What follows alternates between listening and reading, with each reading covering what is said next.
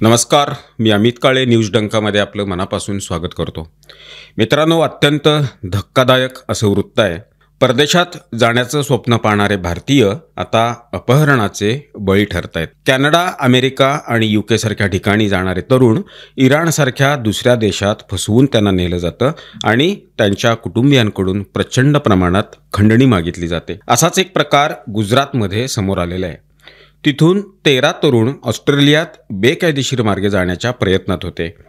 त्यांना खंडणीसाठी इराणमध्ये ठेवलं गेलं. यातले अद्याप 6 जण तिथंच अडकलेले आहेत, तर इतरांची सुटका झालेली आहे. अपहरणकर्त्यांनी अपहरण करण्यात आलेल्या युवकांचा एक व्हिडिओ त्यांना ऑस्ट्रेलियाला पाठवणाऱ्या एजंट आणि त्यांच्या कुटुंबियांना पाठवून 1 कोटी रुपयांपेक्षा जास्त रकमेची खंडणी त्यांनी मागितली. प्रकरण समोर आल्यानंतर मानसा येथील भाजपचे आमदार जयंती पटेल यांनी केंद्रीय गृहमंत्री अमित शहा यांना पत्र लिहून मदत मागितली. त्यानंतर अपहरण झालेल्यांची सुटका होणं शक्य झालं. 19 ऑक्टोबरला मानसाच्या बापूपुरा गावची प्रिया चौहान, अजय चौधरी, अनिल चौधरी आणि निखिल चौधरी ऑस्ट्रेलियात जाण्यासाठी निघालेले होते. त्यांना दिल्लीहून थायलंड, तिथून दुबई आणि नंतर अमिरात एअरलाइन्सच्या मार्गे इराणच्या राजधानी तेहरानपर्यंत नेण्यात आलं. इराणमध्ये पोचल्यानंतर त्यांना टॅक्सीमध्ये बसून एका अनोळखी ठिकाणी नेण्यात आलं. त्यानंतर त्यांना निर्दय पद्धतीनं त्यांची मारहाण करणं सुरू केलं. या लोकांचे 2 व्हिडिओ ऑनलाईन समोर आलेले आहेत. एका व्हिडिओत 2 तरुणांना नग्न करून मारहाण केली जाते. या 2 व्हिडिओशिवाय अपहरणकर्त्यांनी एका जोडप्याचे फोटोत हात आणि तोंड लपटलेले असे काही चित्र शेअर केलेले आहेत. या व्हिडिओनी आणि फोटोच्या माध्यमातून पीडिताच्या कुटुंबियांकडून 2 कोटी रुपयांची खंडणी मागितली गेली. हे पहिलेच प्रकरण नाही आहे. जुलै 2023मध्ये असंच एक प्रकरण समोर आलेलं होतं, ज्यात एका गुजराती जोडप्याचं, त्यांची नावं आहेत डॉक्टर पंकज आणि निशा पटेल, त्यांची इराणमध्ये वसीम नावाच्या एका माणसानं अपहरण केलेलं होतं. हे लोक बेकायदेशीरपणे अमेरिकेकडं निघालेले होते. त्यांना त्रास दिला गेला आणि अपहरणकर्त्यांनी त्यांच्या एजंटकडून 10 लाख रुपयांची खंडणी मागितली. सप्टेंबर 2024मध्ये केरळचा 26 वर्षीय हिमांशू नावाचा एक तरुण इराणमध्ये अशाच प्रकारे अपहरणाला बळी पडलेला होता. त्याच्या कुटुंबानं 20 लाख रुपये दिल्यानंतरच त्याची सुटका झाली. हिमांशू हरियाणा करनाल येथील अमीन राठी नावाच्या एजंटशी संपर्कात होता. राठीनं हिमांशूला ऑस्ट्रेलियामध्ये वर्क व्हिसा मिळेल असं आश्वासन दिलेलं होतं.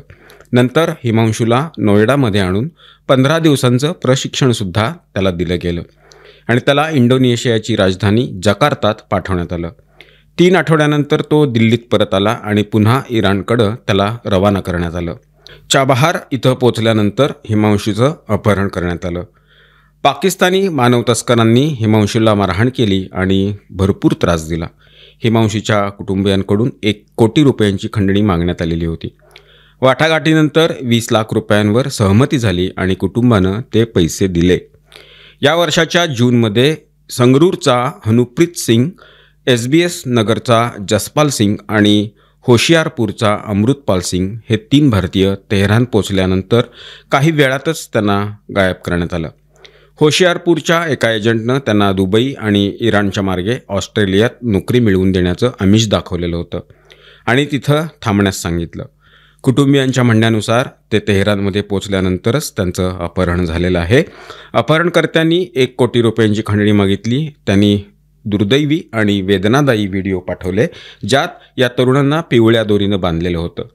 त्यांच्या शरीरातून रक्त वाहत होतं असं त्यात व्हिडिओमध्ये दिसतंय. अपहरण केलेल्या भारतीयांशी शेवटचा संपर्क 11 मे रोजी झालेला होता. भारत सरकारच्या हस्तक्षेपानंतर आणि इराण पोलिसांच्या सक्रियतेमुळं हे 3ही भारतीय वाचले. अलीकडंच एका पंजाबी कुटुंबाचं सीमेपारच्या एका गँगनं अपहरण केलं. 4 ऑक्टोबर 2025 रोजी धर्मिंदर सिंग, त्याची पत्नी संदीप कौर आणि त्यांचा 12 वर्षीय मुलगा तिथून सुटले. त्यांच्या सुटकेसाठी पाकिस्तानी गँगला 80 लाख रुपये आणि दागिने द्यावे लागले. पंजाबमधील राहो येथील एक कुटुंब एका एजंटच्या संपर्कात आलेलं होतं. एजंटनं सांगितलं की थेट भारतातून कॅनडाला पाठवू शकत नाही, परंतु इराणच्या मार्गे कॅनडात स्थायिक होण्यासाठी मदत करू शकतो. एजंटनं सांगितलं की कुटुंबाला चिंता करायची गरज नाही, कॅनडात पोहोचल्यानंतर पैशाचा पूर्ण भरणा करायचा आहे. आत्तापर्यंतचा खर्च तो उचलेल. धर्मेंदर सिंगनं एजंटकडून सांगितल्याप्रमाणे कुटुंबानं मान्य केलं. 25 सप्टेंबरला सिंग कुटुंब चंदीगडहून कोलकाता, नंतर दुबई आणि मग तेहरानसाठी निघालं. इमाम खोमेनी आंतरराष्ट्रीय विमानतळावर त्याचं टॅक्सी ड्रायव्हर येईपर्यंत वाट पाहत होते. त्यावेळी एका ड्रायव्हरनं त्यांना एका दूरच्या ठिकाणी नेलं आणि त्यांचे पासपोर्ट आणि मोबाईल फोन जप्त केला. नंतर समजलं की त्याचं पाकिस्तानातून चालणाऱ्या अंडरवर्ल्डशी निगडीत गँगनं अपहरण केलेलं आहे. पाकिस्तानी गँगनं 1.5 कोटी रुपये खंडणी मागितली. सिंग कुटुंबाला सुटण्यासाठी 80 लाख रुपये दागिने द्यावे लागले आणि स्वतःची जमीनसुद्धा विकावी लागली. अलीकडच्या काळात असं प्रकरण वाढलेली आहेत, जिथं फसवणूक करणारे एजंट लोकांना परदेशात काम आणि चांगलं करिअर मिळेल असं भासवून ऑस्ट्रेलिया, कॅनडा आणि अमेरिकेसारख्या देशांकडं फसवणुकीच्या मार्गानं नेतात. मानव तस्करी करणारे आणि खंडणी मागणारे हे नेटवर्क परदेशात जाण्याच्या स्वप्नात अडकलेल्या लोकांचा फायदा घेत असतात. अनेक एजंट लोकांना बेकायदेशीर मार्गानं परदेशात पाठवण्याचं आश्वासन देतात. जे लोक हा मार्ग निवडतात त्याचे प्रथम पासपोर्ट आणि व्हिसा बनवला जातो. अनेकदा या बेकायदेशीर मार्गावर काम करणारे एजंट काही युरोपियन किंवा लॅटिन अमेरिकन देशांचे टुरिस्ट व्हिसा तयार करून देतात. लोकांना इतर देशात काही दिवस फिरवलं जातं. अनेक खोट्या नोकरीच्या जाहिराती वापरून दक्षिण पूर्व आशियातील देशांमध्ये लोकांना फसवण्यात येतं. त्यांना कॉल सेंटर्स किंवा डेटा एंट्रीसारख्या नोकऱ्यांचं खोटं आमिष दाखवून 1 ते 3 लाख रुपये आगाऊ घेतले जातात. अनेक प्रकरणात या जाळ्यात अडकलेल्या लोकांचे पासपोर्ट जप्त केले जातात आणि त्यांना स्कॅम फार्ममध्ये ठेवलं जातं. तिथं त्यांना परदेशात ऑनलाईन फसवणूक किंवा संदिग्ध क्रिप्टो योजनेसाठी काम करण्यास भाग पडलं जातं. याला नकार दिल्यास, न मानल्यास मारहाण, उपाशी ठेवणं, जीवे मारण्याच्या धमक्या देणं अशा अत्याचारांना सामना त्यांना करावा लागतो. तज्ज्ञांच्या मते अलीकडं भारतानं कंबोडिया आणि थायलंडमधून शेकडो नागरिकांना वाचवलेलं आहे. म्यानमारचे काही भाग क्रिस्टल मेथामेटाफिन तस्करीसाठी प्रसिद्ध असले तरी तिथं इतरही बेकायदेशीर धंदे चालत आहेत. गेल्या जुलैमध्ये म्यावाडीच्या हपालू येथील एका स्कॅम सेंटरमध्ये काम करणारे 8 भारतीय नागरिक वाचलेले आहेत. संबंधित म्यानमार पोलीस आणि इमिग्रेशन अधिकाऱ्यांना सुपूर्तसुद्धा करण्यात आलेले आहेत. रिपोर्टनुसार अनेक अपहृत भारतीय नागरिकांना ऑनलाईन फसवणूक करण्यासाठी जबरदस्तीनं वापरलं जात आहे. त्यांच्या कुटुंबांनी परराष्ट्र मंत्रालयाकडे विनंती केली आहे की त्यांची सुटका करावी. म्यावाडी इथं सक्रिय एका गटानं तामिळनाडूच्या किमान 60 लोकांसह 300पेक्षा जास्त भारतीयांना अशा स्कॅममध्ये सामील होण्यासाठी दबाव टाकलेला आहे. या लोकांना धमक्या, मारहाण आणि रोज 15 तासांपेक्षा जास्त काम करण्यासाठी जबरदस्ती करण्यात येते. हे एक दुष्टचक्र आहे, जिथं परदेशात राहण्याचं काल्पनिक स्वप्न आणि ते पूर्ण करण्यासाठीची तीव्र इच्छा, त्यामुळं अनेक भारतीय हे शिकार बनत आहेत.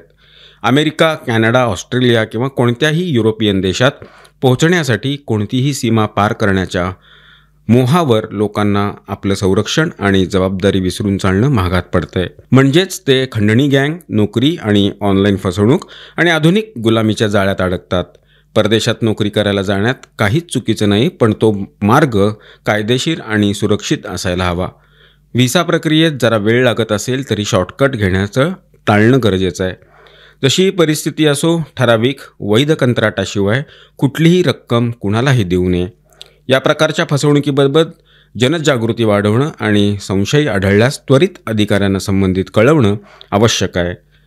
धोके टाळण्याकरता सरकारनं कडक कारवाई करावी, जनजागृती मोहिमा सुरू कराव्यात आणि भागीदार देशांशी सहयोग वाढवला आवश्यक आहे. भारतीयांनीही कुठल्याही प्रकारे परदेशात पोहोचण्याचा विचार टाळावा आणि अवैध मार्गाचा वापर करणं थांबवावं, हाच त्यावरचा उपाय आहे. मित्रांनो, हा व्हिडिओ आपल्याला कसा वाटला याबद्दलची आपली मतं, आपल्या प्रतिक्रिया कमेंट बॉक्समध्ये नोंदवून अवश्य कळवा.